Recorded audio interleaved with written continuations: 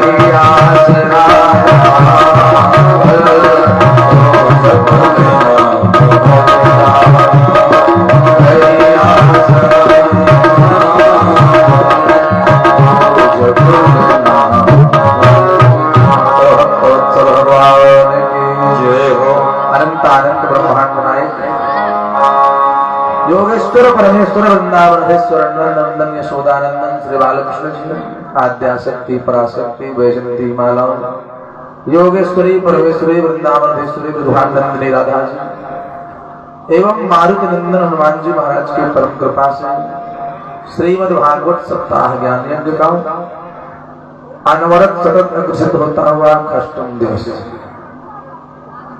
परम पवित्रमय पावन समय में हम सभी भक्तगण श्री कृष्ण रूपी यमुना में डुबकी लगाने के लिए संवेद रूप से किए सभी भक्तों की महास्तुति युगल सरकार भगवान श्री राधा कृष्ण के चरणारविंद की जय। कल की कथा जहां पर विराम ठीक उसी के आगे सुखदेव जी कहते हैं राजन भगवान यहाँ अपनी लीला में रास विहार कर रहे हैं और इधर कंस ने विचार किया कि जे जे गए बहुरी नहीं आए। जिन जिन राक्षसों को हमने भेजा जिन जिन सैनिकों को भेजा लौट करके कोई बताने नहीं आया कि तुम्हारा 8वां गोकुल में जन्म लिया है बड़ा हुआ है कोई बताने नहीं आया। क्यों भगवान ने सबको अपने धाम भेज दिया। ये विचार कर रहा था कंस तब तक देवर्षि नारद पहुंचे। नारद जी पहुंच करके बोले महाराज अब बहुत हो गया बहुत दिन से यह दृश्य मैं देख रहा हूं आप एक न एक राक्षसों को भेज रहे हैं अपने सैनिकों को भेज रहे हैं और कोई लौट करके नहीं आ रहा है। अब तो ये सत्य हो चुका है इस बात की पुष्टि भी हो चुकी है कि नंद बाबा के यहाँ जो दोनों बालक हैं उसमें से जो सांवला वाला है आपका काल और देवकी का 8वां गर्भ हो। अब तो इसकी पुष्टि भी हो चुकी है। तो महाराज पुष्टि हो चुकी है तो आप प्रतापी हैं बलशाली हैं उसको मार क्यों नहीं देते। कंस ने कहा कि महाराज क्या बताऊं मारने के लिए उसका वध करने के लिए तो अनेक उपाय हमने किए लेकिन सारी तरकीब सारी युक्ति अब तक हमारी असफल रही सफल कुछ नहीं रहा। नारद जी ने कहा कि महाराज मैं कुछ नहीं जानता कल के दिन छोड़ो परसों में तुम्हारे हाथों से उस नंद के चोरे का वध देखना चाहता हूं बस और मैं कुछ जानता नहीं। कंस ने कहा ठीक है महाराज ठीक है। ये कह करके नारद जी फिर पहुंच गए कहां भगवान के पास। कंस को इस प्रकार बताया और बता करके भगवान के पास पहुंच गए और भगवान से पहुंच करके बोले प्रभु आप तो बोले थे कि जन दर्पो में शुद्ध सुरेशा तुम ही लाग धरी हम नरवेश। आप लोग चिंता मत करो देवताओं पृथ्वी मैया को आपने आश्वासन दिया था घबराओ नहीं मैं जल्द ही अवतार लूंगा और पृथ्वी के भार को हल्का करूंगा। आप तो यहाँ माखन मिश्री खाने में गोपियों के साथ राज विहार करने में व्यस्त हो। भगवान ने कहा नारद जी अभी समय नहीं अभी कंस की मृत्यु का समय नहीं निश्चित हुआ है। समय जब आ जाएगा तो निश्चित ही उसकी मृत्यु होगी। भगवान ने कहा प्रभु मैं कुछ नहीं जानता अब तुम्हारे हाथों में कंस का वध चाहता है। तो भगवान मुस्कुराने लगे कहा नारद जी वहां क्या कह के आ रहे हैं कंस में यहाँ क्या कह करके आ रहे हो। नारद जी ने कहा कि प्रभु बात तो एक ही है चाहे आप कंस के पास जाओ चाहे कंस आपके पास मरना तो कंस को ही है। तो जो विलंब कर रहा था उसको जाकर के मैंने बताया आतुरता उसकी और बढ़ गई अब प्रभु विलंब मत करो, अब देर करने से कोई फायदा नहीं है, जल्दी ही इस दुष्ट को अब खत्म करो, पृथ्वी को पापों के भार से मुक्त करो। भगवान ने कहा नारद जी चिंता मत करो, बहुत ही जल्द अब कंस का वध होने वाला है, निश्चिंत हो जाओ। और नारद जी कंस के पास से ये कह करके जब से गए हैं, कंस ने विचार किया कि जितनों को मैंने भेजा सब अभी तक क्रूर दुष्ट ही गए, तो दुष्ट से कन्हैया आने वाला नहीं, दुष्ट के भेजने पर उसका वध नहीं किया जा सकता, और वहां जाकर के मैं मार भी नहीं पाऊंगा। जितने गए भी कोई लौट करके नहीं आए, अघासुर, बकासुर, धेनुकासुर, तड़ावर, पूतना, जितने भी दैत्यों को हमने भेजा कोई वापस लौट करके नहीं आया। विचार करते करते एक बात मन में आई है क्रूर जी की, कि जितने गए अभी तक क्रूर गए, अब किसी अक्रूर को भेजेंगे तभी वो कन्हैया यहाँ आ सकता है। कंस ने अक्रूर जी को बुलाया, जब कंस ने अक्रूर जी को बुलाया तो अक्रूर जी समझ गए, खूब सम्मान के साथ बुलाया, जरूर कोई विशेष कार्य होगा, इसीलिए इतने आदर के साथ यह दुष्ट हमको बुलाया। अक्रूर जी पहुंचे, कंस ने कहा सुनो, आपको एक कार्य से बुलाया हूं, क्या? कंस ने कहा सुनो, गच्छनंद प्रजम तत्र सुतवानक दुंदुभे आशा से साभिहानेन रथेना मयमाचिरम। अक्रूर जी गच्छनंद प्रजम तत्र, नंद जी के ब्रज में जाओ, असुतौवानक दुंदुभे, वहां पर जो वसुदेव के दोनों पुत्र हैं बलराम और कृष्ण, उनको सम्मान के साथ मेरे रथ पर बैठा करके ले जाओ। आशा से साभिहानेन रथेना मयमाचिरम, हमारा रथ लेकर के जाओ नंद जी के ब्रज में, और वहां पर वसुदेव जी के जो दोनों पुत्र हैं उनको लेकर के आओ। अक्रूर जी ने कहा कि वसुदेव जी के पुत्र? हाँ, तुमको पता नहीं है, देवकी का 8वां गर्भ जो है वो नंद बाबा के आई तो है, सब हमको पता लगता है, अपने उनको वहां नहीं मार सकते, ले करके आओ। महाराज फिर यहाँ क्या करेंगे? यहाँ धनुष युद्ध का आयोजन करेंगे, सुंदर मेले का आयोजन करेंगे, कुश्ती का आयोजन करेंगे, बल्लशाला का आयोजन करेंगे, और इसी मेले के बहाने लेकर के आओ धनुष युद्ध देखने के लिए, और चुपके से अपने मार देगा, काम खत्म हो जाएगा। जाओ, ये बात किसी को पता न चलने पावे, इसलिए इनको लेकर के जाओ, नंद जी को निमंत्रण देना, और दोनों बालकों को सम्मान के सहित रथ पर आरूढ़ कर लेकर अक्रूर जी विचार करने लगे, बताओ इतना परम संयोग, और यह दुष्ट भगवान के मारने की मंशा से, भगवान को मारने की मंशा से हमको भेज रहा है। अक्रूर जी ने पहले सोचा कि हम मना कर देंगे, नहीं जाएंगे, हम जाएंगे नहीं, इतना घृत कार्य करने में नहीं जाऊंगा। फिर विचार किया कि यदि मैं मना कर दूंगा, नहीं जाऊंगा, तो यह दुष्ट हमको मार देगा, तो इसके हाथों मरना, इसके हाथों मरने से अच्छा है मैं जाकर के भगवान का दर्शन तो प्राप्त कर लूंगा, परमात्मा का दर्शन प्राप्त हो जाएगा, और हमको लगता है कि इस दुष्ट का समय पूर्ण हो चुका है। ये विचार करके अक्रूर जी ने हाँ कर दिया कि हाँ मैं जा रहा हूं नंद जी के ब्रज में, और लेकर के। कंस ने कहा हमारा रथ है, तेज चलने वाले घोड़े हमारे रथ में हैं, उस रथ को लेकर के जाओ, नंद बाबा को निमंत्रण दे रहा, सब ब्रजवासियों को निमंत्रण देना, और दोनों पुत्रों को, वसुदेव जी के जो दोनों पुत्र हैं उनको लेकर के। ये बात कही, अक्रूर जी तो अपने आवास पर चले गए, अपने कुटिया, रात्रि भर निद्रा नहीं आई। रात भर अक्रूर जी विचार करते रहे कि किं मया चरितम भद्रम, किं तप्तम परमं तपः, किं व्याहर्यते नित्यं यत्र क्षम्यादि केशो। हे भगवान, रात्रि भर विचार करते रहे, निद्रा नहीं आई कि किस जन्म का हमारे पुण्य उदय हुआ है। किंग मया चरितम भद्रम और किंग परमम किम तप्तम परमम तपः, किस जन्म की तपस्या उदय हुई है कि हमको भगवान का दर्शन प्राप्त होगा। यह दुष्ट हमको भेज रहा है और इतना सुंदर संयोग आएगा कि भगवान का हमको दर्शन हो जाएगा। रात्रि भर यही विचार कर रहे थे और अक्रूर जी विचार करते करते सोचे कि अब मैं जाऊंगा रथ लेकर के निमंत्रण देने नंद बाबा के यहाँ, तो निश्चित ही परमात्मा हमको दर्शन देंगे। और रिश्ते में मैं उनका चाचा लगता हूँ। जब मैं निमंत्रण लेकर के जाऊंगा तो किस स्वरूप का दर्शन होगा भगवान के।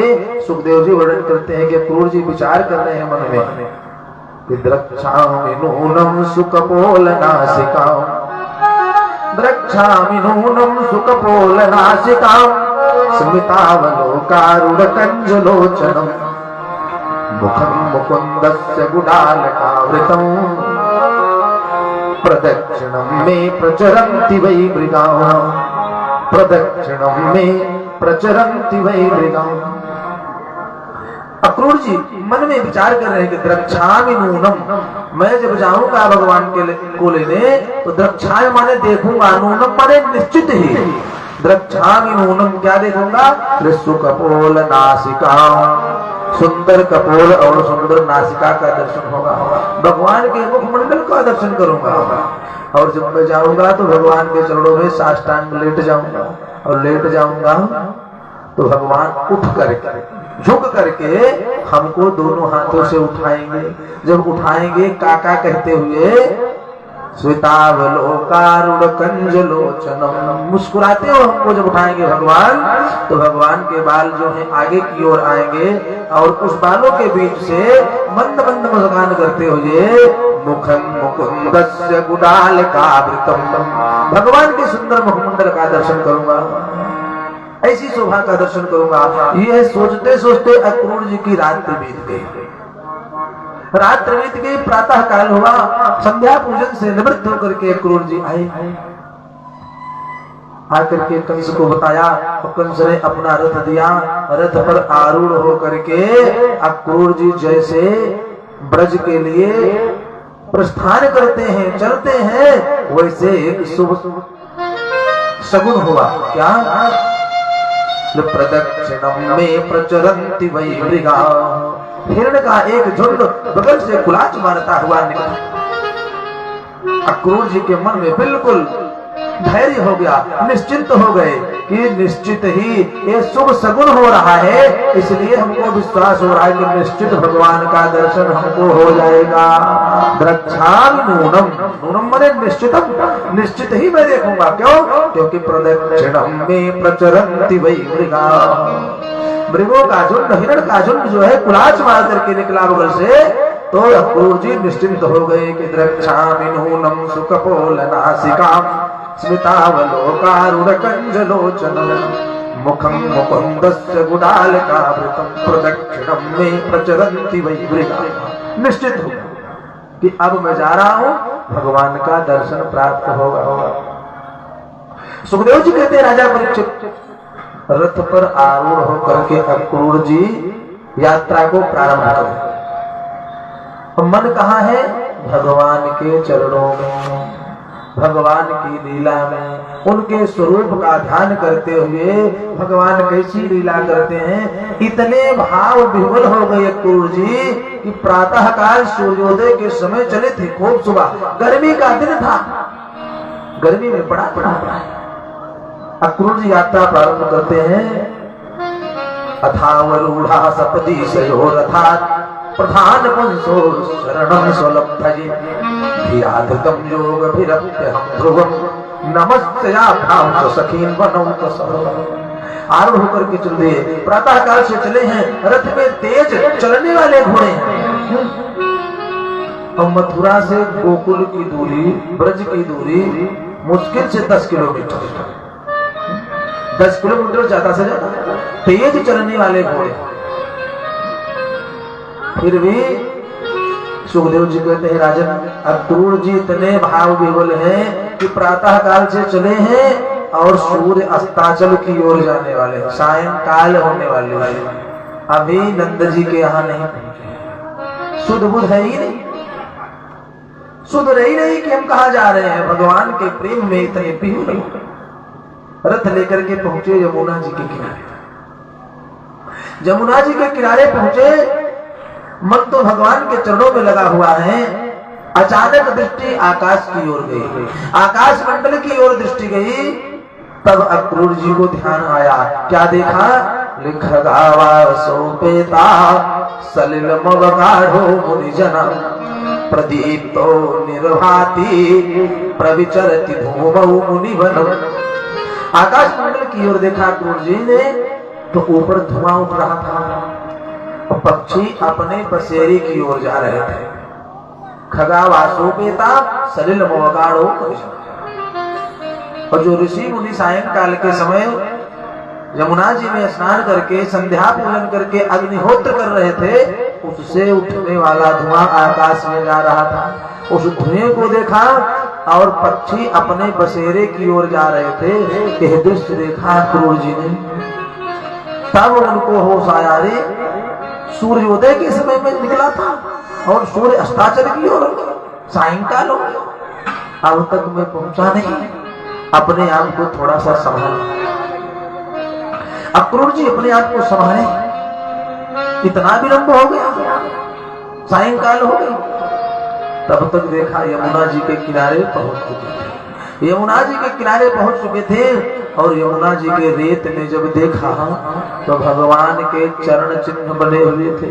परमात्मा नंगे पैर यमुना जी के रीति में खेलते थे, क्रीड़ा करते थे। और भगवान के चरण चिन्हों को देखा तो पहचाना कैसे? सुखदेव जी कहते हैं, राजन वज्रांकुश ध्वज सरोरुह लांछना।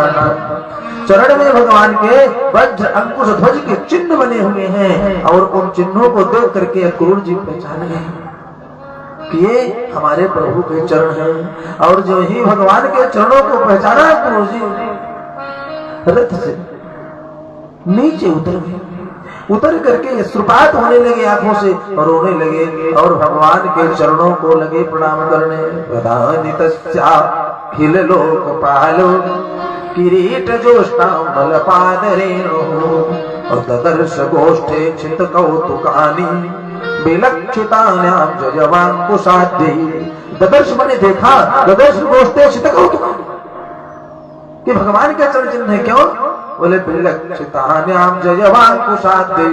वज्र अंकुश ध्वज सरोवर के चिन्ह उस पर बने हुए थे। ये देख करके अक्रूर जी चलो गिर के भगवान को खूब लौटे और खूब रोए, प्रभु आप यहाँ नंगे पैर गाय चलाते हैं और मैं रथ पर आरूढ़ होकर के चल रहा हूँ।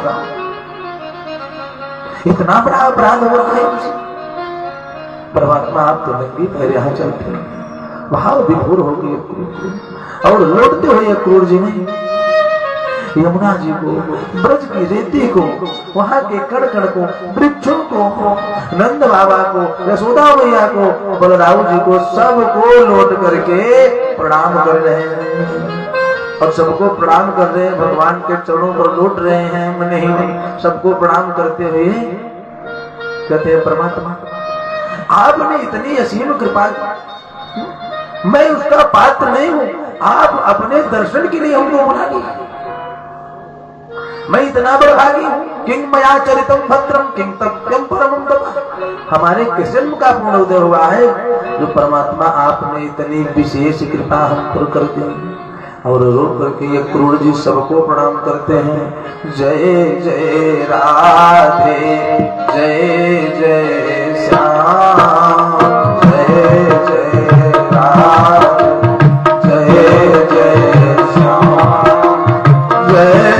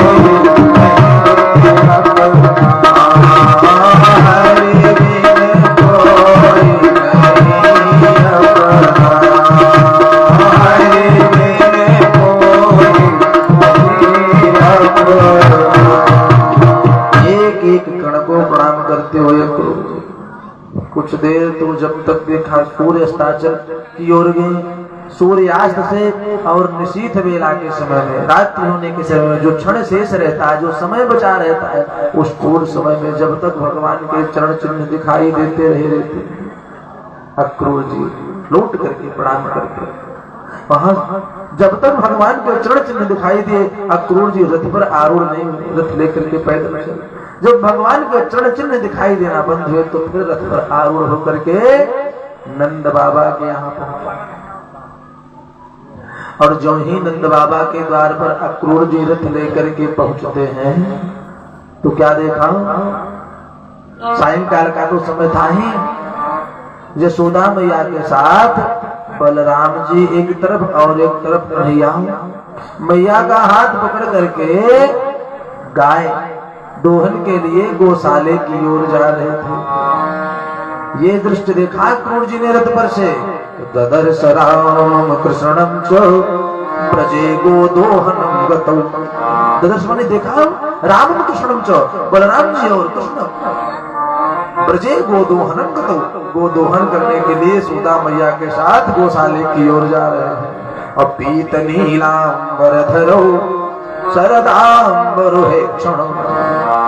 बलराम जी नीलांबर धारण किए हुए हैं, भगवान पीतांबर धारण करके गौशाले की ओर यशोदा मैया के साथ गाय का दोहन करने जा रहे हैं। द्वार पर यह दृश्य देखा और अक्रूर जी रथ लेकर के पहुंचे। फिर भगवान को जब देखा तो मन में भाव उमड़ा, विह्वल हो गए और अब की बार उतरे नहीं। भागवत में लिखा है कि रथातोरणय वप्लुब्ध सोऽक्रूरः स्नेह विह्वलः पपात चरणों प्रान्ते दंडवत राम कृष्णयो। रथातोरणम उपलुप्त, रथ से कूद पड़े। सोऽक्रूरः स्नेह विह्वलः, स्नेह से विह्वल होकर के अक्रूर जी रथ से कूद पड़े। और जैसे ही मन में विचार किया था, जा करके साष्टांग भगवान के चरणों में लेटे। पपात चरणों प्रांते दंडवत राम कृष्णयो। बलराम जी को और कृष्ण को दंडवत प्रणाम करके परमात्मा के चरणों में लेट गए। और जो ही लेटे तो जैसे मन में अभिलाषा थी कि भगवान हमको कैसे उठाएंगे, मुखं मुकुंदस्य गुडालकावृतम्, झुक करके उठाएंगे परमात्मा, वैसे भगवान अक्रूर जी की मन की अभिलाषा को पूर्ण करते हुए उठाए। काका जी उठिए। जो उठाए तो अक्रूर जी को देखा कि रो रहे हैं। दोनों हाथ पकड़ करके एक तरफ बलराम जी, एक तरफ कन्हैया गौशाले की ओर जा रहे थे, छोड़ दिया, लाए अपने कक्ष में। अक्रूर जी का हाथ पकड़ करके कक्ष में अपने आसन पर बिठाया। जिस आसन पर भगवान विश्राम करते थे, बैठते थे, अपने आसन पर अक्रूर जी को बिठा करके थाली में जल लेकर के आए, पाद प्रक्षालन किए, पैर धोए। अक्रूर जी तो सोच सोच करके कि इतना सत्कार होगा, इतना सम्मान होगा हमारा, इसकी अभिलाषा तो मन में थी नहीं। भगवान हमको दर्शन दे देंगे ये तो विचार में कर रहा था, परंतु इतना सत्कार होगा। अतिथि का सत्कार भगवान से करना कोई सीखे। अतिथि कौन है? जिसके आने की कोई तिथि न हो, वो अतिथि है। और अतिथि यदि आ जाए तो उसका इस प्रकार सम्मान करना चाहिए। भगवान पाद प्रक्षालन करके, चरणों का ग्रहण करके पैर को दबाने लगे। एक तरफ भगवान, एक तरफ बलराम जी पैर को दबाने लगे। उसके बाद जलपान कराया और जलपान करा रहे थे, तब तक अक्रूर जी आ गया। तब तक नंद बाबा आ गए। नंद बाबा आए, प्रणाम आशीर्वाद हुआ, बैठे, कुशल क्षेम पूछा नंद बाबा जी ने। और जलपान जब अक्रूर जी ने कर लिया तब आने का कारण पूछा। यही कारण आगमन तुम्हारा, महाराज किस कारण पधारे? अक्रूर जी ने कहा कि महाराज मथुरा के राजा कंस ने मेले का आयोजन किया है धनुष यज्ञ का आयोजन किया है, आपको निमंत्रण भेजा है और आपके दोनों पुत्रों को आदर सहित रथ भेजा है कि इस रथ पर बैठा करके ले आवे, सारे ब्रजवासियों के लिए निमंत्रण भेजा। ये सुनकर के नंद बाबा प्रसन्न हो गए। कंस के यहाँ हमारा कितना सम्मान है, कितना हमको मानते हैं, प्रसन्न हो गए। अब क्रूर जी सोच रहे हैं यह बात हम बता दें कि छल से बुलाए हैं, परंतु ये बताना ठीक नहीं है, ये जाने नहीं देंगे और दोनों जब तक जाएंगे नहीं बलराम जी और कृष्ण जी तब तक बात आगे बढ़ नहीं सकती। ये विचार ही कर रहे थे, मानो भगवान ने मनोभाव को समझ करके अक्रूर जी की ओर देख करके इशारा किया, महाराज आगे की बात मत बताना, बस इतने बहुत है। सुखदेव जी कहते हैं राजा, सेवा के पश्चात रात्रि के समय भोजन प्रसाद ग्रहण करने के लिए जो ही आंगन में अक्रूर जी को लेकर के गए भगवान, आसन पर बिठाया, अनेकों प्रकार के व्यंजन सामने परोसे गए, अनेकों प्रकार के व्यंजन परोसे गए। इतनी सेवा देख करके अक्रूर जी पुनः भाव विभोर हो गए। नंद बाबा की ओर देख करके कहा कि भैया जितना सम्मान तुम्हारे दोनों पुत्रों के द्वारा हमको मिल रहा है, आपके द्वारा मिल रहा है, ये हमारे लिए आश्चर्य की बात है। हमने मन में कभी सोचा नहीं था कि इतना सम्मान हमारा होगा, इतना आप हमारा सम्मान करेंगे, आदर करेंगे, सेवा करेंगे। सुखदेव जी कहते हैं राजा, भोजन प्रसाद ग्रहण करके जो ही अक्रूर जी आसन पर आए, दोनों भैया पैर दबाने लगे। अक्रूर जी सोचने लगे कि बताओ, तीनों लोगों के परमात्मा आज अतिथि रूप में मैं आया हूं तो हमारा पैर दबा रहे हैं, इतनी सेवा कर रहे हैं। विश्राम के समय यशोदा मैया को यह बात पता चली कि हमारे दोनों पुत्रों को ये जो आए हैं महाराज अक्रूर जी, ये सुबह ले जाएंगे, सुबह ले जाएंगे। भगवान को बुलाया मैया ने और कहा कन्हैया तुमको मैं नहीं जाने दूंगी, मैं तुमको नहीं जाने दूंगी। कहाँ जाओगे? इनको बता देना कि बाबा को लेकर के चले जाए, ब्रजवासी लेकर चले जाए, सब साथ में देख के चले आवे, निमंत्रण जो मिला है उसका सम्मान करावे, लेकिन तुम दोनों नहीं जाओगे। भगवान ने कहा मैया चिंता मत करो, एक दिन की तो बात है, मैं सुबह जा रहा हूँ, एक दिन रहूंगा और तीसरे दिन में वापस आ जाऊंगा। आप चिंता क्यों करती हो, मैं ज्यादा दिन तो रहने जा नहीं रहा। यशोदा मैया ने कहा बेटा मैंने तुमको एक क्षण भी अपने से अलग नहीं किया, जन्म से लेकर के अब तक एक क्षण भी मैंने तुमको अपने से दूर नहीं किया, और तुम 3 दिन की बात कह रहे हो।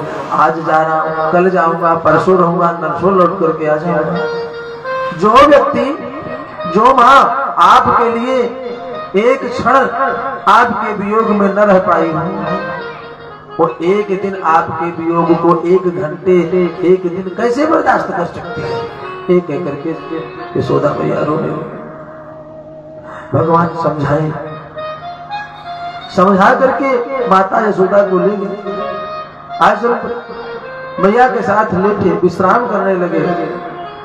भगवान विश्राम करें, सो जाएं, इसलिए यशोदा मैया ने अपने नेत्र बंद कर लिए।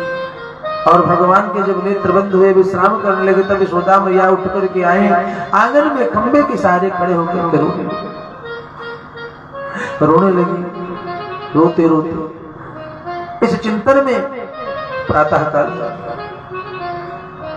मैया यशोदा भगवान को खूब समझा रही हैं और भगवान मैया को समझा रहे, देखो एक दिन की बात है माँ, हमको जाने दो, अभी तक मैंने कभी मेला देखा नहीं है, धनुष यज्ञ हमने देखा नहीं है, अब फिर वो तो हमारे मामा की नगरी है, कंस तो हमारे मामा है, हमारा खूब सम्मान होगा, आप क्यों चिंता में? मैया अपनी बात कर रही है, भगवान अपनी बात कर रहे हैं।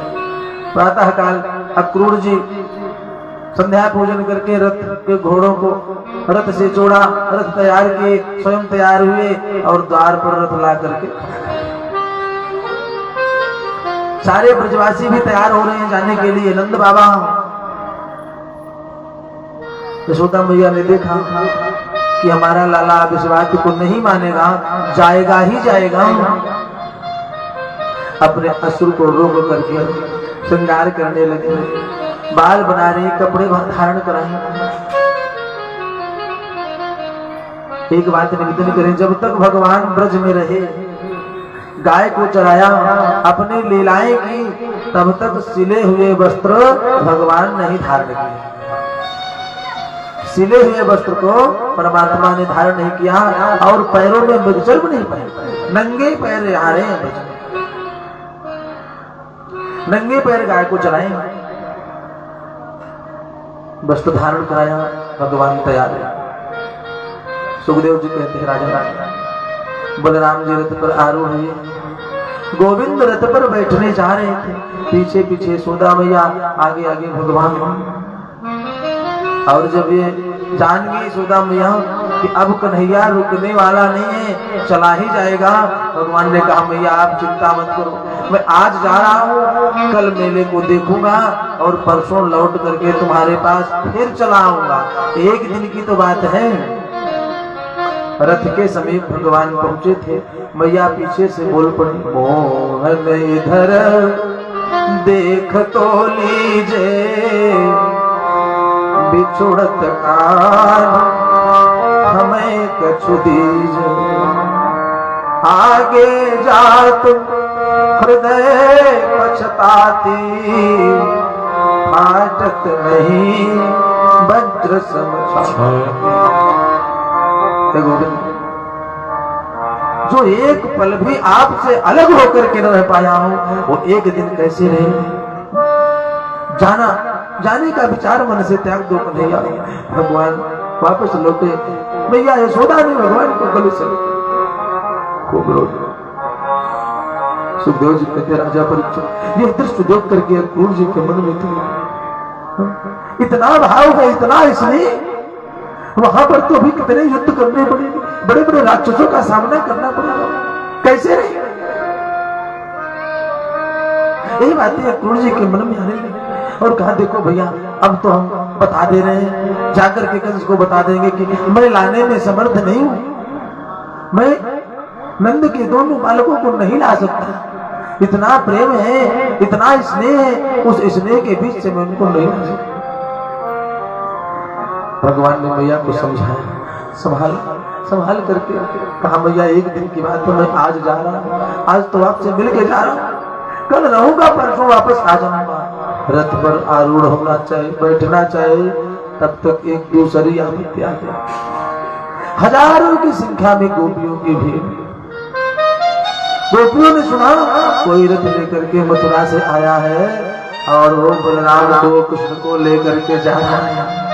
हजारों की संख्या में आई और रथ को घेर करके खड़े हो गए, रथ को घेर करके खड़े हुए और अब क्रूर जी को लगी बोलने, क्या क्रूर जी, क्रूरस्तम क्रूर समाख्यस्मन चक्षुर्हृदयतं हर से बताज्ञवत, येनैक देशे खिल सर्ग सौष्ठवम् त्वदीयमद्राक्ष्मवयं मदोद्दिशः। क्रूरस्तम क्रूर समाख्यस्मन, क्यों आपका नाम किसने क्रूर रख दिया?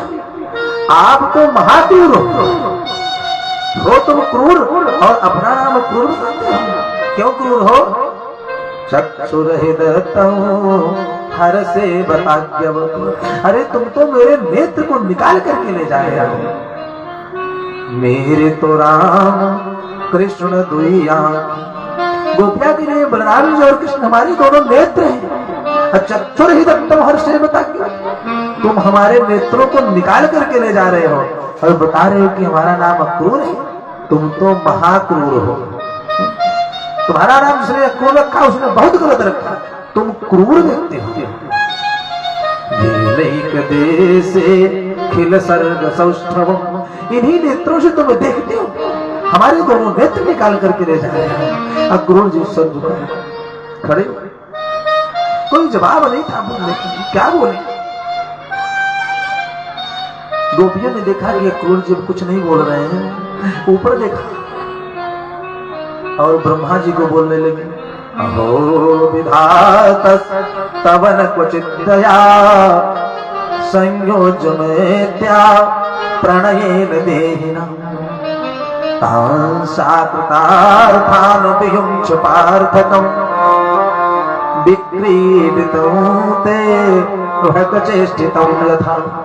अहो विधातस्तवन कुचित दया, हे ब्रह्मा, हे विधाता, आपको भी दया नहीं लग रही है कि संयोजमेत्या प्रणयेन देहिना, पहले तो तुमने संयोग बनाया, प्रेम को बढ़ाया, और जब हमने पूर्ण समर्पण भाव से अपने आप को कन्हैया को समर्पित कर दिए, तब प्रणयेन देहिना, वियोग को बढ़ा रहे। तांसा कृतार्थान अभिमुञ्चपार्थकम्, जिस प्रकार से कोई बालक मिट्टी का खिलौना बनावे और उसके साथ खेले, खेलते खेलते जब उसका मन भर जाए तो विक्रीडितं तेर्वहकचेष्टितं यथा, कुछ खिलौने को तोड़ करके फेंक दे, उसी प्रकार से ब्रह्मा जी तुमने इनको खिलौने जैसे बना दिया। हमने तो पूर्ण भाव से, श्रद्धा से पूरा समर्पण गोविंद के चरणों में कर दिया, और जब हम इनके बिना रह नहीं पाएंगे, ऐसी स्थिति उत्पन्न हो गई, तो संयोजमेत्या प्रणयेन देहिना, हमको छोड़कर के चले जा रहे, ऐसी सृष्टि बनाई तुमने। ब्रह्मा जी को पूछ, भगवान ने कहा मैया को कैसे भी समझाया तो ये दूसरी आपत्ति आ गई। फिर भगवान गोपियों के बीच में कहा, देखो एक दिन की बात है, आज मैं जा रहा हूं, कल रुकूंगा, धनुष यज्ञ को देखूंगा, मेले को देखूंगा, और परसों वापस आ जाऊंगा। एक दिन की बात है। गोपियां नहीं मानी, बगल से बंसी को निकाला है और निकाल करके भगवान ने राधा के हाथों में दे दिया। सुनो, ये बंसी में दे करके जा रहा हूं, अब तक मैं यहाँ इस बंसी को आप सबके बीच में बजाता था। हे राधे, हे गोपियों, यह बंसी आज से तुम लोगों के हृदय में बजा कर है। और भागवत में यहाँ के बाद बंसी का जिक्र फिर कहीं नहीं आया, बंसी का जिक्र फिर दोबारा नहीं आया। मथुरा जाने के बाद भगवान ने के लीला में बंसी का कोई जिक्र नहीं। बंसी को निकाल करके हाथ में दिया और रथ पर आरूढ़ हुए। आरूढ़ होकर के क्रूर जी को कहा कि काका जी बिना विलंब किए अब रथ को आगे बढ़ाओ। किसी तरीके से समझा करके अब क्रूर जी ने रथ को आगे बढ़ाया, और रथ जब थोड़ा आगे बढ़ा, गोपियां समझ गई कि अब रुकने वाले नहीं, भगवान चले जाएंगे।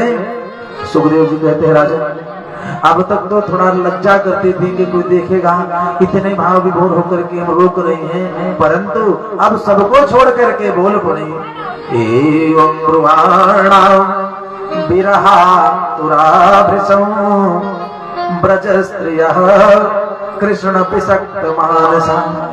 ये देखा है कि कृष्ण पिसक्त मानसा, भगवान अब हमसे दूर चले जाएंगे। तो एक स्वर में सारी गोपियां बोल पड़ी, जल चारुस्वर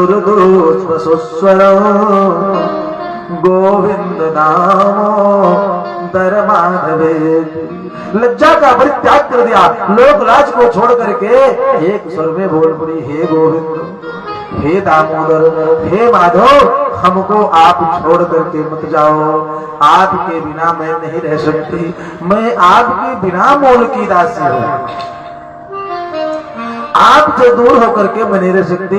भगवान पीछे मुड़ करके नहीं देखे, क्रूर जी से कहा रथ को आगे बढ़ाओ, अब की बार रुक गए तो निकलना मुश्किल हो जाएगा। रथ आगे बढ़ता चला जा रहा है, पीछे से गोपियां पीछे पीछे बुलाते हुए जा रहे हैं। सुखदेव जी कहते हैं, राजा परीक्षित, रथ आगे आगे जा रहा है, मन में भाव है गोपियों के कि हो सकता है हमारे प्रेम में आकर के भगवान वापस लौट आए, न जाए। बुलाते हुए रोते हुए बुलाते हुए भगवान को रथ के पीछे पीछे, तेरी अखियां हैं जादू भरी बिहारी, मैं तो कब से खड़ी, तेरी अखियां हैं जादू तो भरी बिहारी मैं को कब से खड़ी तेरी तो भरी बिहारी मैं तो कब से खड़ी तेरी आजा तो भरी बिहारी जी मैं कब से खड़ी सुन ले मेरे श्याम सलोना, सुन ले मेरे श्याम सलोना, तूने ही मुझ पर कर दिया तो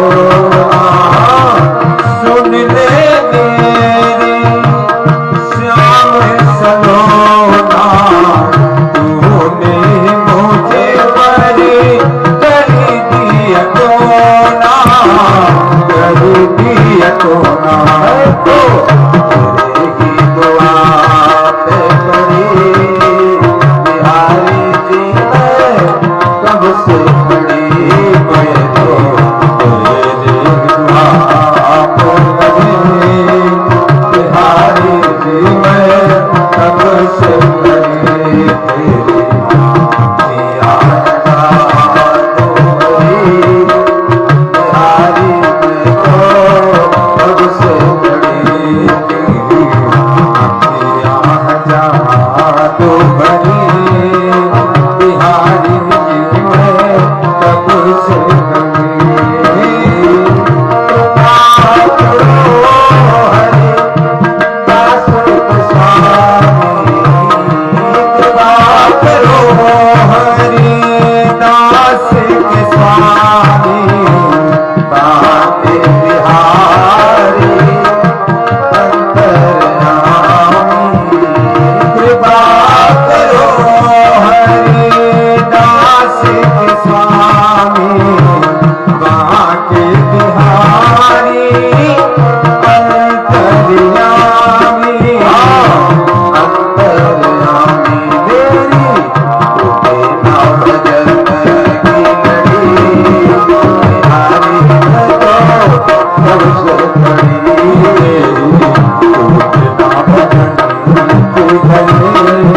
बिहारी जी मैं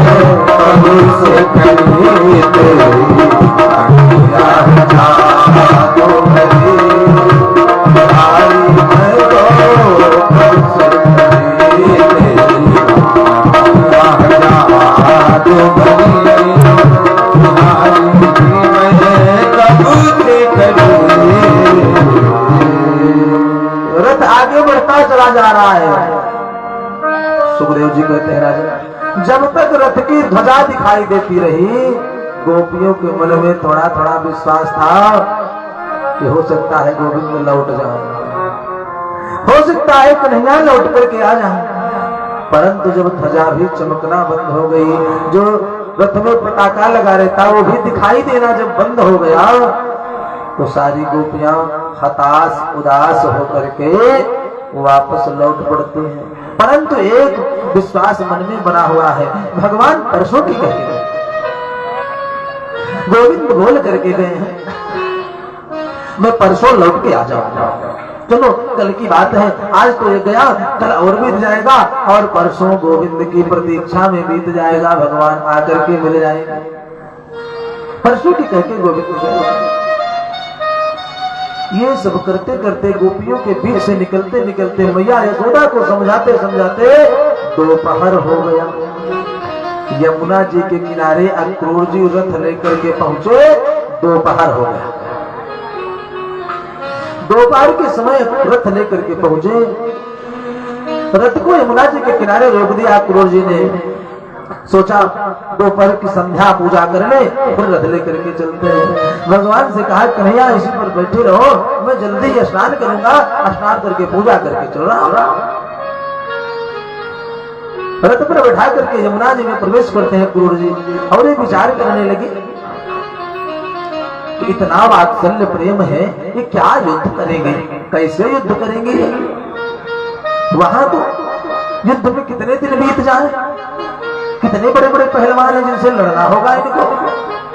कैसे परमात्मा है, उनको पराजित कर पाएंगे कि नहीं, कंस का वध कर पाएंगे कि नहीं, है सोच करके अक्रूर जी स्नान करने के लिए जो ही यमुना जी में डुबकी लगाए तो यमुना जी के अंदर देखा कि रथ पर आरूढ़ दोनों भैया यमुना जी में दिखाई दे रहे हैं, जल में भगवान दिखाई दिए तो तुरंत बाहर आ गए। सर को बाहर निकाला, देखा तो रथ पर बैठे हैं, भगवान रथ पर बैठे हैं। फिर डुबकी लगाई, जब डुबकी लगाई तो भगवान फिर जल में रथ पर आरूढ़ हुए दिखाई दिए। फिर ऊपर आए जल से, देखा तो रथ पर बैठे हुए भगवान की ओर घूमे। अक्रूर जी हाथ जोड़े, कहा प्रभु न तो सहन हे तुम नारायण पुरुषमादिमव्ययम् नाभिजातादरविंद कोशात् ब्रह्मा विरासीत जतये स्वलोकः। गोविंद मैं समझ गया, कोई कण, कोई स्थान, कोई जगह आपसे बची नहीं है। भूस्तोयमग्नि पवनः कमादिर महानजादिर मन इंद्रियाणि, मन में इंद्री में और सर्वेन्द्रियार्था विबुधाश्च सर्वे ये तवस्ते जगतों भूता। हर जगह प्रभु आप हैं, मैं जान गया, जो संशय जो भ्रम हो रहा था वो दूर आए। रथ पर आरूढ़ हुए, रथ लेकर के पहुंचे। रथ पर से अक्रूर जी आए, नंद बाबा ब्रजवासियों के साथ पैदल ही पहुंचे मथुरा के बगीचे में। मथुरा के बगीचे में पहुंचे, भगवान को उतारे। अक्रूर जी ने कहा कि कन्हैया घर चलो। भगवान ने कहा काका अभी समय नहीं है, मैं फिर आपके घर आऊंगा, ये आपको वचन देता हूँ, मैं आपके घर फिर आऊंगा आपसे मिलने। मथुरा के बगीचे में भगवान को उतारा बलराम जी को। अक्रूर जी ने नंद बाबा ब्रजवासी सहित पहुंच गए और रथ लेकर के आए। कंस को बता दिया कि मथुरा के बगीचे में ला करके रोक दिया हूँ, सारे ब्रजवासी नंद बाबा सब आ गए हैं। और ये कह करके रथ को कंस के हाथ छोड़ा, अपने कुटिया की ओर चले गए। भगवान ने कहा कि बाबा, नंद बाबा से कहा बाबा इतने सुंदर सुंदर महल दिखाई दे रहे हैं, हमारा विचार कहता है कि जाकर के घूम आवे, मामा की नगरी है।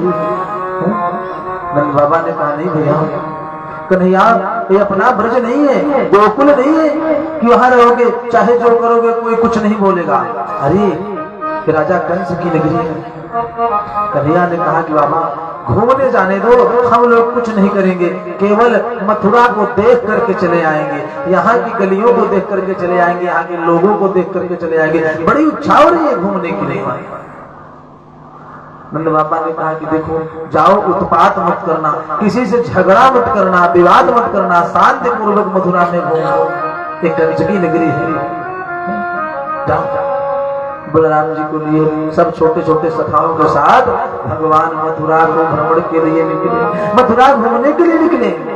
और कंस का सख्त आदेश है, कोई भी स्वागत नहीं कर सकता, जो स्वागत करने जाएगा उसका वध कर दिया जाएगा। कोई दर्शन नहीं कर सकता, कोई इनसे मिल नहीं सकता, कोई देख नहीं सकता।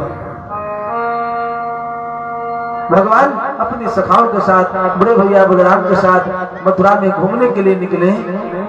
तो मथुरा में रहने वाले समस्त लोग भगवान का दर्शन करना चाहते थे, मथुरा की स्त्रियां सब भगवान को देखना चाहती थी। और अपने अपने अट्टालिका पर चढ़ करके प्रासाद शिखरारूढ़ा प्रीत फुल्ल मुखाम्बुजा अभ्यवर्षन सौमनस्यै प्रमदावल केशव। प्रासाद शिखरारूढ़ा अपने अपने अट्टालिका पर चढ़ गई, वहां से सुमन की वृष्टि कर रही है। अभ्यवर्षन सौमनस्यै प्रमदावल केशव। सुमन मन होता है सुंदर मन। अरे कंस ने मना किया, हम मिल नहीं सकते, तो अपने मन को तो भगवान के चरणों में जोड़ सकते हैं, सुंदर मन से भगवान का दर्शन कर सकते हैं। अभ्यवर्षन सौमनस्यै प्रमदावल केशव। बलराम जी का और कृष्ण का दर्शन करते हुए सबको आनंद की अनुभूति, आनंद प्रदान करते हुए परमात्मा आगे बढ़े। आगे कुछ दूर चले थे तो देखा कि एक धोबी कपड़े का गट्ठर लेकर, कपड़े का गट्ठर बांध रहा है और अन्य धोबी कपड़े को धो करके सुखा रहे हैं। उस धोबी के पास भगवान सखाओं के साथ पहुंचे। दूर से ही कन्हैया ने प्रणाम किया, मामा जी प्रणाम। अच्छा, ननिहाल पहुंच जाओ तो जितने लोग मिले सबको मामा प्रणाम, सबको मामा कहा जाता है। भगवान ने भी कहा मामा को प्रणाम। धोबी ने तिरछे नेत्रों से देखा, कहा नित्यम गृह बने चरा, जंगल में रहने वाले ब्रजवासी, मुझे पता है तुम कितने देर के मेहमान हो, कितने देर के तुम मेहमान हो, हमको सब बात पता है। बुरा भला कहने लगा। भगवान ने कहा मामा जी, ये जो वस्त्र आप दिए हो हम सब सखाओं को दे दो, पहन ले। ऐसा सुंदर वस्त्र हम कभी पहने नहीं है। हम मामा जी के नगरी में आए हैं, सुंदर वस्त्र पहन करके नगरी को घूम लेंगे, फिर वापस आकर के आपके वस्त्रों को लौटा देंगे, आपके वस्त्र हम लौटा देंगे। धोबी ने कहा तुरंत यहाँ से चले जाओ, नहीं वध होने से पहले, कंस के मारने से पहले मैं ही तुम्हारा वध कर दूंगा, हटो यहाँ से। बुरा भला कहने लगा। भगवान बिना कुछ विचार के बलराम जी की ओर देखे। बलराम जी ने कहा कि अब इसको नहीं छोड़ना कन्हैया। एक चाटा जोर से लगाया, सिरह का यात पात की, शरीर से सर अलग होकर के दूर जाकर के धोबी गिरा और गोविंदाय नमो नमः प्राण तो हो गए। जो सब और साथ के धोबी गण थे वो गट्ठर छोड़ छोड़ के भागे, गट्ठर को छोड़ करके भाग निकले।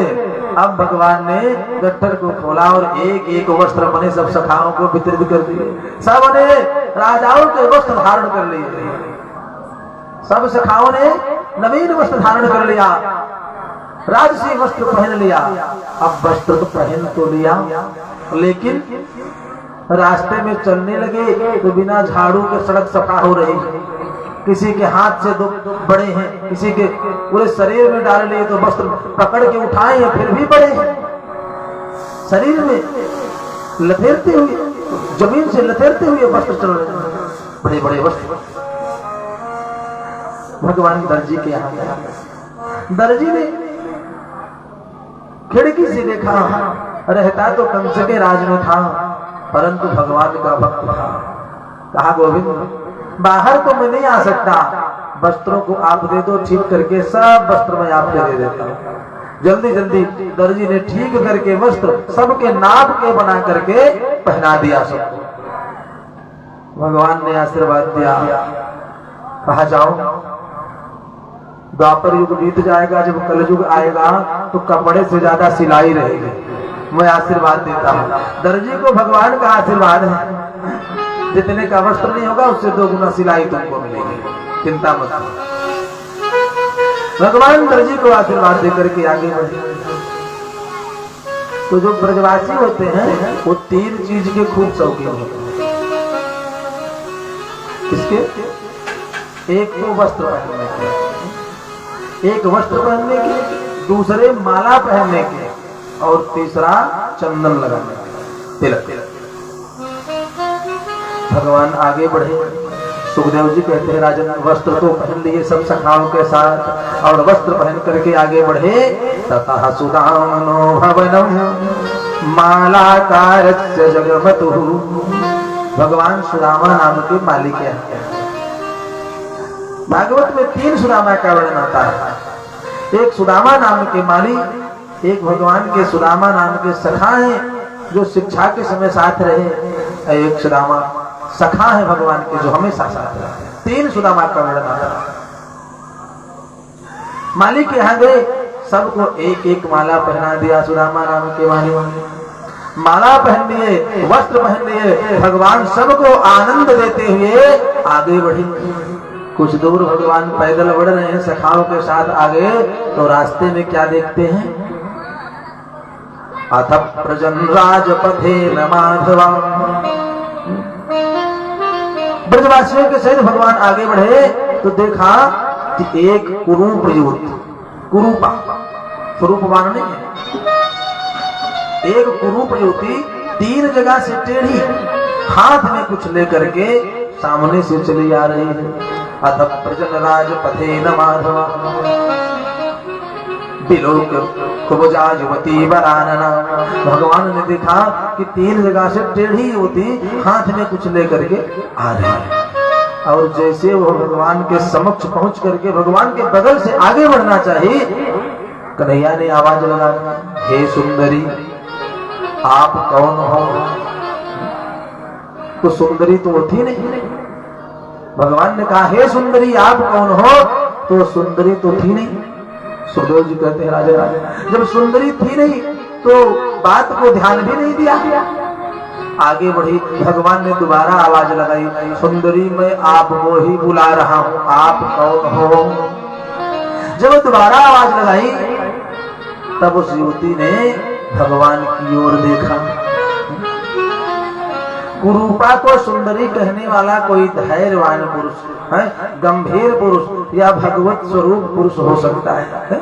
उस युवती ने सोचा ये कोई साधारण पुरुष नहीं हो सकते, मैं तो कुरूप हूं नहीं, स्वरूपवान हूं नहीं, मैं तो कुरूप हूं और हमको सुंदरी कह करके बुला रही है। आजकल के बच्चे तो ऐसा थोड़ा बुलाते, ऐसे नहीं बुलाते। सामने आई जब युवती, तब भगवान ने प्रश्न किया, का तुम रोर्वैत दुहानुलेपनम कस्यांगने वा कथयस्य साधुनः देहावयो रंग विलेपमुत्तमम् श्रेयस्य तस्ते न चिरात् भविष्यति। का तुम रोर्वैत दुहानुलेपनम, हे देवी आप कौन हो? तो कस्यांगने वा कथयस्य साधुनः, कहां से आ रही हो, कहां जाओगी, और हाथ में आप लिए क्या हो? अपना परिचय हमको बताओ। इतने सुंदर शब्दों के द्वारा उच्चारित करके भगवान ने बुलाया और प्रेम से जब पूछा तो कुब्जा के तो नेत्र सुजल हो। इतने सम्मान से आज तक हमको किसी ने बुलाया नहीं, तो कोई साधारण पुरुष नहीं हो सकती। तब कुब्जा ने अपना परिचय बताया कि प्रभु दासास्म हम सुंदर कंस सम्मताम शिवक्रनाम हनुलेप कर्म मदभावितं भोजपतेरति प्रियं बिना युवां कौन्यतमस्तदर्हति। हे प्रभु दासास्म हम सुंदर कंस सम्मताम, मैं भोजराज कंस की दासी हूं। दास्यास्म हम सुंदर कंस सम्मताम, मैं कंस की दासी हूं। वैसे तो मेरा नाम शैलेंद्री है, परंतु 3 जगह से टेढ़ी होने के कारण लोग हमको तिवक्रा बोलते हैं। तिवक्रणा और हनुलेप कर्मणि, मैं भोजराज कंस को चंदन लगाने का काम करती हूँ। जो हाथ में कटोरा ली हूँ इसमें चंदन है, मैं कंस को चंदन लगाती हूँ। मदभावितं भोजपतेरति प्रियं, मेरे द्वारा बनाया गया जो चंदन है ये भोजराज कंस को बहुत प्रिय है, इसीलिए मैं उनको चंदन लगाने का कार्य करती हूँ। भगवान ने कहा कोई बात नहीं, चंदन लगाने का कार्य करती हो, कंस की दासी हो, तो जाओ। कुब्जा ने कहा नहीं महाराज अब नहीं जाऊंगी। क्यों? बोले बिना युवाओं को अन्य तमस्तदर्हति, बिना आप सबको लगाए किसी अन्य को मैं लगाने चंदन नहीं जाऊंगी। भगवान ने कहा हमको लगाना है तो लगा दो, जब लगाना है आपकी इच्छा है तो लगा दो। कुब्जा ने परमात्मा को चंदन लगाया, बलराम जी को लगाया, सब ब्रजवासियों को चंदन लगाया। भगवान ने कहा चंदन लगाई हो तो कुछ दक्षिणा देना चाहिए। आपने चंदन लगाया तो दक्षिणा देना चाहिए, तो दक्षिणा में क्या दे दो? सुखदेव जी कहते राजा परीक्षित, अपने पैर से भगवान ने कुब्जा के पैर को दबाया, एक हाथ गले के पास स्पर्श करा करके एक झटका दिया, और जो कुरूप थी 3 जगह से टेढ़ी थी, सुंदर रूप धारण करके सुंदरी हो गई। रूप बेसल माधुर्य हसितालापि वीक्षितै, जो ही सौंदर्यता प्रदान हुई मग्न हो गई। कुब्जा को नृत्य करने लगी, नाचने लगी प्रसन्न होकर के। एक झटके में भगवान ने ठीक कर दिया, सौंदर्य रूप प्रदान कर दिया और लगी नृत्य करने। भगवान सखाओं के साथ आगे बढ़े और जैसे ही आगे बढ़े कुब्जा ने हाथ पकड़ लिया। कहा सुनो, अब तक मैं कुरूपा थी तो आप कह रहे थे सुंदरी है? बुला लेते, हे सुंदरी आप कौन हो? और जब मैं सुंदरी हो गई तो आप कहाँ जा रहे हो? अब आप हमको छोड़ करके नहीं जा सकते। भागवत में तो नहीं, अन्य पुराणों में वर्णन आता है कि जो स्थान भगवान ने 16,108 रानियों को दिया, वही स्थान गोविंद ने कुब्जा को भी दिया है। भागवत में अन्य पुराणों में वर्णन आता है। परमात्मा आगे बढ़े, बनियों को दर्शन दिया, बनियों को दर्शन दिया, हाथ जोड़ करके सब प्रणाम किए, सर झुका करके सामने भगवान के पान की थाली भेंट किया। भगवान हाँ, जब तक पद न मिल जाए तब तक कैसे कुछ सम्मान करें आपका, अभी तो युद्ध करना है। सबको दर्शन देते हुए भगवान पहुंचे कहां? जहां पर धनुष रखा गया है। नारद जी ने कंस को बताया है कि हे कंस, इस धनुष को कोई तोड़ नहीं सकता, और ये धनुष जो तोड़ देगा, याद रखना, वो तुमको छोड़ नहीं सकता, उसके हाथों तुम्हारी मृत्यु निश्चित है। भगवान पहुंचे और पहुंच करके करेण वामेन सलील मदभुतम, दाएं हाथ से उठा करके प्रत्यंचा चढ़ाए, तोड़ दिया। धनुष टूट गया, चारों तरफ समाचार फैल गया। जो नंद बाबा के साथ वो छोटे छोटे बालक आए हैं ब्रजवासियों के साथ, उन्होंने धनुष को तोड़ दिया। धनुष तोड़ करके भगवान सीधे मथुरा के बगीचे में जाकर के पहुंचे। नंद बाबा ने पूछा, कुछ किया तो नहीं बाबा, एकदम शांति से, झगड़ा विवाद हमने नहीं किया, 300 तो जरूर कर दिया, धोबी का वध कर दिया, उसके प्राण ले लिए, झगड़ा नहीं किया हमने। धोबी का वध हो गया, धनुष का खंडन हो गया, धनुष टूट गया। कंस को यह समाचार मिला तो कंस की चिंता और बढ़ने लगी, और चिंता बढ़ने लगी कि देवर्षि नारद ने कहा था कि यह धनुष कोई तोड़ नहीं सकता, जो तोड़ेगा महाराज तुमको छोड़ नहीं सकता। तो क्या हमारी मृत्यु हो जाएगी? मैं मारा जाऊंगा? एक क्षण तो अरे मैं मर जाऊंगा? नहीं, हमको कोई नहीं मार सकता, मैं तो वीर हूं। और ध्यान दीजिए, मृत्यु के भय से भयभीत मनुष्य 10 दिशाओं में दौड़ता है। लोग कहें भले कि महाराज हम मृत्यु को नहीं डराइए, जो ये बात कहता है वो सबसे ज्यादा मृत्यु से डरता है। जान लीजिए, मृत्यु से कौन नहीं डरता भैया? कौन मरना चाहता है? सब जीना चाहता है, कोई मरना नहीं चाहता है। कहने के लिए लोग भले कहें महाराज हमको मृत्यु से कोई डर नहीं लगता, डर क्यों नहीं लगता? मृत्यु के भय से भयभीत मनुष्य 10 दिशाओं में दौड़ता है, कहीं हमको शरण मिल जाए, कहीं हमको कोई बचा ले। मृत्युर जन्मवताम वीरो देहेन सहजायते, जन्म के साथ ही मृत्यु पैदा होती है, अलग से कुछ नहीं होता, जन्म के साथ मृत्यु पैदा होती है। जब जन्म निश्चित है तो मृत्यु निश्चित है।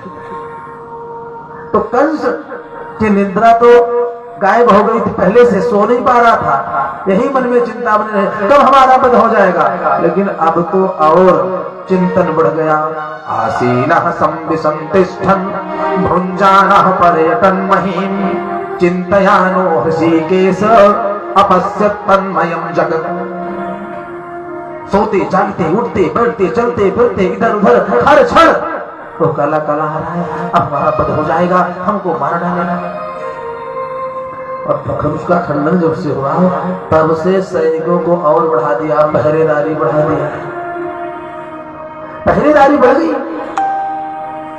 अब जल्दी ही वध करना है, जैसे ही दिख जाओ देवकी का 8वां पुत्र, उसको तुरंत मार देना है। पहुंचे मथुरा के बगीचे में, भगवान नंद बाबा के सहित ग्वाप वालों के सहित सब विश्राम किए। नंद बाबा ने पूछा कन्हैया ये नए नए वस्त्र कहाँ तुमको मिल गए, कौन दिया? कहा बाबा क्या बताऊं, जब हमने बताया कि मैं नंद बाबा के साथ आया हूँ, उनका बेटा हूँ, तो सब लोग हमसे बहुत ही स्नेह किए, नए वस्त्र भी दिए, माला भी पहनाए, चंदन भी लगाए, सबने स्वागत सत्कार किया, आपका नाम बताने लगे। नंद बाबा ने कहा वाह, लोग हमको इतना मानते हैं, हमारा इतना आदर है मथुरा में, प्रसन्न हो गए। रात्रि भर विश्राम किए। सुखदेव जी कहते हैं राजा परीक्षित सुबह मल्लसाले का आयोजन है, और वहां कंस ने इतना प्रबंध किया है, द्वार पर ही कुबलिया पीठ हाथी को लगाया। उसके बाद सल तो सल बड़े बड़े पहलवान मुष्टिक चारूर को अपने समक्ष लगा करके रखा है, दंगल के पास जहां पर कुश्ती होनी है। और वहीं समीप में बगल 27 सीढ़ी ऊपर अपना मंच बनाया, 27 सीढ़ियों पर मंच बना करके उस पर आरूढ़ हुआ। तो कुश्ती देखने के लिए नंद बाबा गोप वालों के साथ मथुरा के सारे वासी ऋषि मुनि तपस्वी गण सब जाकर के बैठ गए। ये सुंदर मल्लशाले का आयोजन है, बढ़िया दर्शन करेंगे। बलराम और भगवान कृष्ण दोनों भी आ चले और जो ही समक्ष गेट के सामने पहुंचते हैं, देखा तो विशाल बल वाला कुबले आप हाथी, 10,000 हाथियों के बल वाला हाथी सामने खड़ा है। भगवान ने कहा बगल हो जाओ। जब भगवान बगल से निकलना चाहे तो कुबलिया पीठ आकर के सामने खड़ा हो, नहीं, सूंड को उठाया लपेटने के लिए। भगवान ने हाथ से सूंड पकड़ लिया, बलराम जी पीछे गए, पूंछ को पकड़े और उठा करके उसी स्थान पर कुबलिया पीठ को पटका। तुरंत ही प्राण पखेरु उड़ गए और आगे जो देखने वाले दांत हैं एक एक निकाल ले। बलराम जी और कंधे पर रख करके दंगल में प्रवेश करते। जो ही दंगल में प्रवेश करते हैं, सुखदेव जी कहते हैं राजन, भगवान वहां पर 10 रसों की वर्षा करते हैं। 10 रसों की, कौन कौन से? जो जिस रूप में भगवान को देखना चाहते हैं उसी स्वरूप में भगवान उनको दर्शन देते हुए उस मल्लशाला में प्रवेश करते हैं। कौन किस रूप में देखना चाह रहा है? मल्लानाम सनिरनिणाम नरवरः स्त्रीणाम स्मरो मूर्तिमान् गोपानां स्वजनो सतां क्षितिभुजां शास्त्रा स्वपित्रो शिशुः मृत्युरभोजपतिरविराट विदुषां तत्त्वं परमयोगिनां वृषणीनां परदेवतेति विदितो रंगम गतं साग्रजः। मल्लानाम सनिरनिणाम नरवरः, जो बड़े बड़े पहलवान लगे थे वहां पर मारने के लिए, उनको तो भगवान बड़े वीर योद्धा के रूप में दिखाई दिए। मल्लानाम सनिरनिणाम नरवरः, उनको लगा कि हमसे भी बड़ा वीर सामने आ रहा है हमारा वध करने के लिए। जो सल तो सल मुष्टिक चाड़ूर खड़े थे, बड़े बड़े पहलवान, उन्होंने देखा बहुत बड़ा योद्धा आ रहा है, हमारा वध कर देगा। और स्त्रीणाम स्मरो मूर्तिमान, स्त्रियों ने जब देखा, मथुरा की स्त्रियों ने, तो उनको लगा कि साक्षात कामदेव चले आ रहे हैं। स्त्रीणाम स्मरो मूर्तिमान, साक्षात कामदेव के देव जी का दर्शन भगवान में हो रहा है। और जो सखा गए थे गोपबाल, उन्होंने देखा तो गोपानां स्वजनो सतां क्षितिभुजां, उनको लगा कि हमारा कन्हैया जो हमारे साथ ब्रज में खेलता है, तो वो कंधे पर कुछ रखे हुए आ रहा है हमारे साथ खेलने के लिए। शास्त्रा स्वपित्रो शिशुः, नंद बाबा ने देखा तो उनको लगा कि हमारे दोनों बालक आ रहे हैं, छोटे छोटे बालक आ रहे हैं, हमारे साथ बैठ करके कुश्ती देखें। शास्त्रा स्वपित्रो शिशुः, भगवान जो जिस रूप में देखना चाह रहा है। और ऊपर से जब कंस ने देखा, कंस ने ऊपर 27 सीढ़ी ऊपर से देखा, तो उसको लगा मृत्युर्भोजपतिरविराट विदुषां, कंस को लगा कि हमारी मृत्यु आ रही है, निगल लेगी, मृत्यु हमारी आ रही है, हमको अब निगल ले, मैं बच नहीं सकता। जो बड़े बड़े मनीषी बैठे थे, तत्वज्ञ महर्षि बैठे थे, उन्होंने देखा मृत्युर्भोजपतिरविराट विदुषां तत्त्वं परम योगिनां, जो योगी बैठे थे उनको लगा कि परम तत्व साक्षात पर ब्रह्म परमात्मा आ रहे हैं। वृषणीनां परदेवतेति विदितो रंगं गतं साग्रजः, इस प्रकार सबको जैसा जो देखना चाह रहा है उसी रूप में भगवान उस जीव को दर्शन देते हुए रंगम गतम साग्रजः उस मल्लशाला में प्रवेश करते हैं। जाकी रही भावना जैसी, जाकी रही भावना जैसी, जाकी रही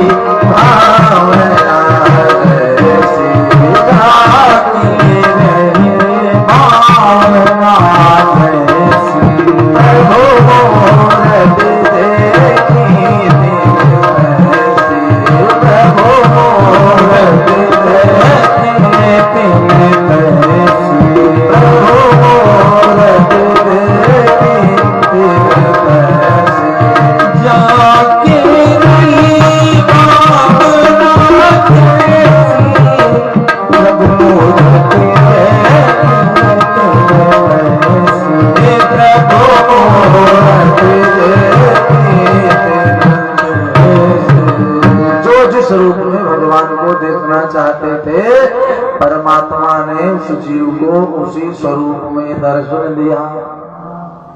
आगे भगवान जैसे तो स्थल बढ़ते थे मथुरा से, ब्रज से मथुरा, तो उम्र थी 11 वर्ष। बस